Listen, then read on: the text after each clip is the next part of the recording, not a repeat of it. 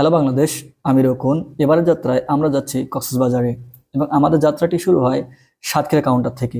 আজকের ভিডিওতে আমি আপনাদেরকে সাতক্ষীরা টু কক্সবাজার ভ্রমণের আমার নিজস্ব অভিজ্ঞতাটি শেয়ার করতে চাচ্ছি।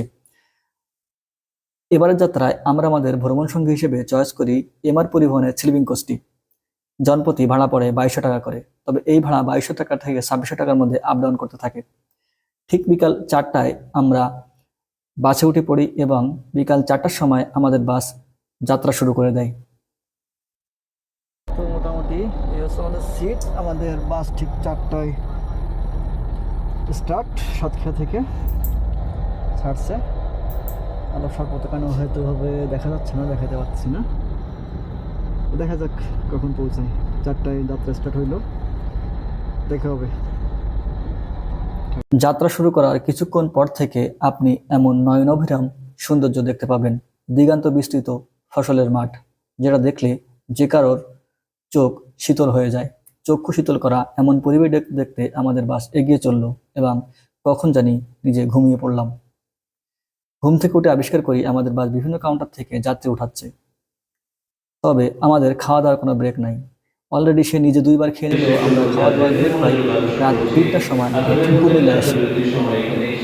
রাত 3টার সময় খাবার ওইভাবে কোনো ইচ্ছা না থাকলেও টুকটাক কিছু খেয়ে নিয়ে আমরা আমাদের যাত্রা আবারও শুরু করি এবং কিছুক্ষণের মধ্যে আবারও ঘুমিয়ে যাই। ঘুম থেকে আবিষ্কার করে দেখি আমরা অলরেডি চট্টগ্রাম শহর পার হয়ে গেছি এবং কুয়াশা আমাদেরকে জানান দিচ্ছে শীতের আগমনী বার্তা।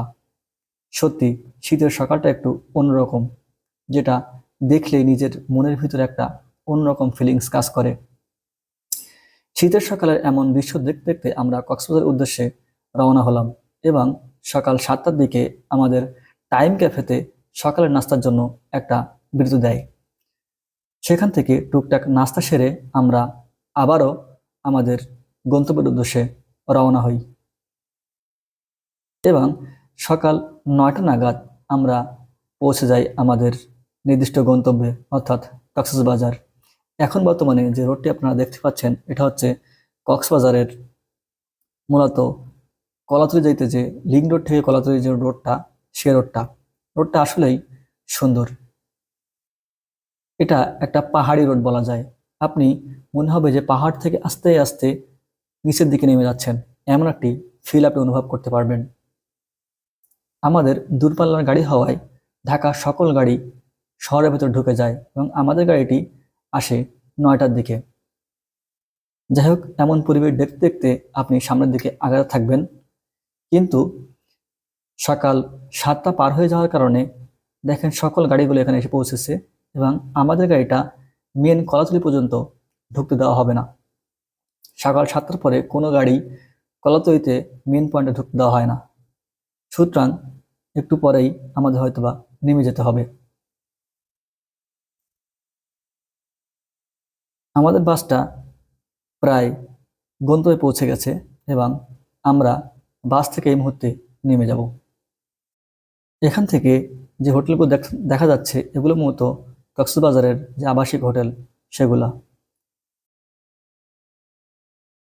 বাস থেকে নামার পরে আমরা একটা অটো নিয়ে আমাদের যে মেন গন্তব্য ডলফিন পয়েন্টের উদ্দেশ্যে রওনা দেই। দূরে আপনারা যদি খেয়াল করেন, এখান থেকে ঠিক সমুদ্রটা দেখা যায়। এখানকার ফিলটা সত্যি অন্যরকম। আপনি যখন এখানে আসবেন, আপনাদের গাড়িটা মনে হবে আস্তে আস্তে সাগরের দিকে নেমে যাচ্ছে।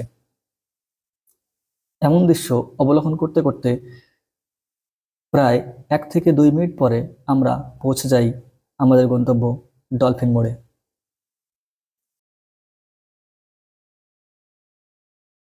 এখানে আমার কাছে একটা জিনিস খুব ভালো লাগছে, যেটা কিনা ডলফিন মোড়ে নামার পরে আপনি দেখতে পাবেন এখানে আমার যতটুকু মনে হলো হয়তোবা ওখানকার স্থানীয় যারা আছে, স্থানীয় যে দোকানদারগুলো আছেন, ওনাদের নিজেদের উদ্যোগেই কিছু গাছ দেখতে পাচ্ছেন কত সুন্দর করে টবে কিছু গাছ লাগিয়ে রাখছে।